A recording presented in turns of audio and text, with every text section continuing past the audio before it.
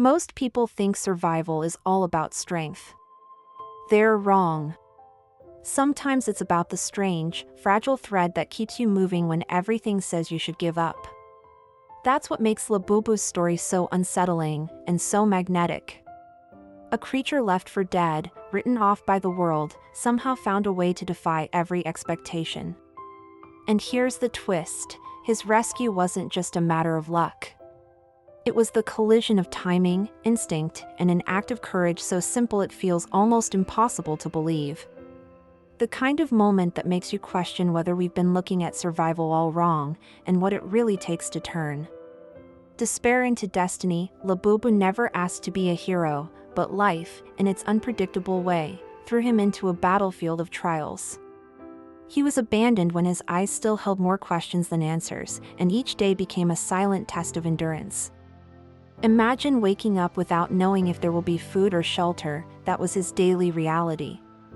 And yet, there was something in the way he looked at the world, a stubborn spark, as if saying, "Not today, you won't take me down." That kind of strength isn't taught in books, it's born from the raw instinct to survive. Don't think his path was all about cinematic courage. There were days of biting cold, hunger that throbbed like an open wound, and the constant weight of having no one around. It's like when someone faces a financial crisis, willpower alone isn't enough, you have to create strategies to stay afloat. Labubu learned to hunt for tiny opportunities, like someone taking a loose thread and trying to stitch together a whole blanket.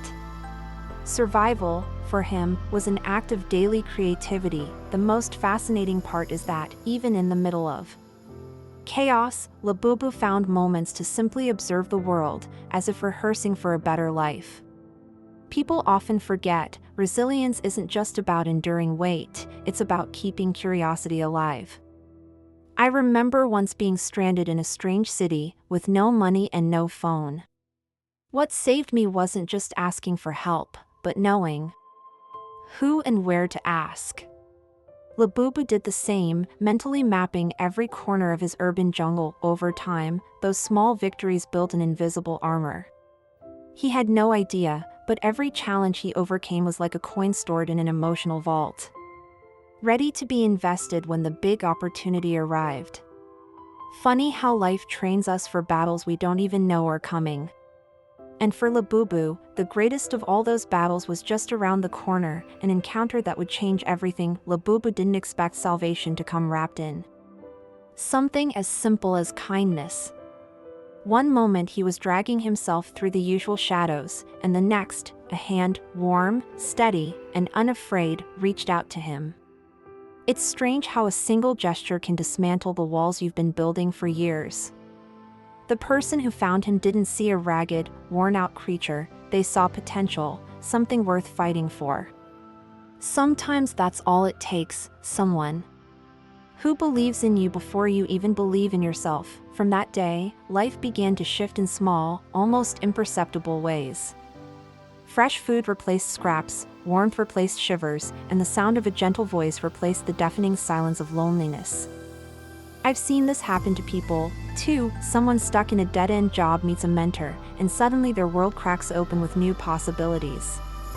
Labubu's rescuer was that catalyst, turning his survival into a story of hope. It wasn't just about feeding him or giving him shelter, it was about rewriting the script he'd been forced to live.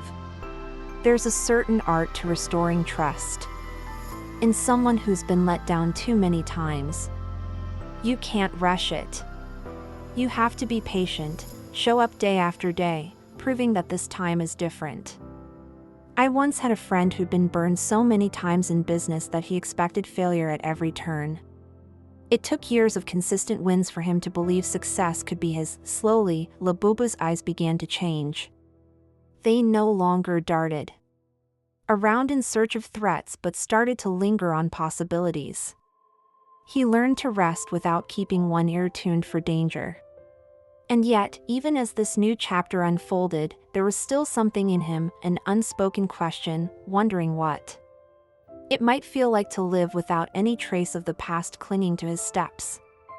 That answer was waiting just beyond the next horizon. The day Labubu stepped beyond the familiar streets that had once been his prison, it was like watching someone take their first real breath. The air felt different, lighter, as if it carried possibilities instead of threats. He walked with a cautious curiosity, testing the ground like someone learning to dance again after years in chains. Freedom, he was learning, wasn't just the absence of danger, it was the presence of choice. And every choice now was his. With each step, new worlds unfolded. A tree was no longer just shade, it was a place to rest and dream. The wind wasn't just weather, it was an invisible hand guiding him forward. I've seen this in people who leave toxic relationships. They don't just gain safety, they rediscover sunsets, laughter, and the thrill of making small, ordinary decisions for themselves. Labubu was tasting that same sweetness for the first time. Of course, freedom comes with its own challenges. Without the structure of survival mode, there's a strange emptiness at first, like standing in a vast field not knowing which way to run. But that's the beauty of it, you get to write your own map. I remember moving to a new city once, knowing no one. The silence was intimidating, but it was also a blank canvas. Labubu, in his own way, was holding the brush now. As he ventured further, every smell, sound, and texture felt amplified, as if the world was determined to make up for lost time. His eyes no longer held the weight of what if something goes wrong. Instead, they brimmed with what might happen next. And maybe, just maybe, the greatest adventure was still ahead, waiting in places he hadn't even imagined. So now the question is, what will you do with this? You've seen how resilience, the right encounter, and the courage to embrace freedom can change everything. But knowing isn't enough. Will you keep walking the same tired path, or will you take the first step toward rewriting your own story? Maybe it's starting that project you've been afraid to touch, cutting ties with what's been holding you back, or simply daring to believe that better days are possible, because here's the truth, no one's coming to live your life for you. Labubu's story is proof that transformation begins the moment you stop waiting for permission. So, what's your next move? And more importantly, when will you take it? If you're ready to keep learning, growing, and challenging what you thought was possible, subscribe to the channel and hit the notification bell. The next lesson might be the one that changes everything.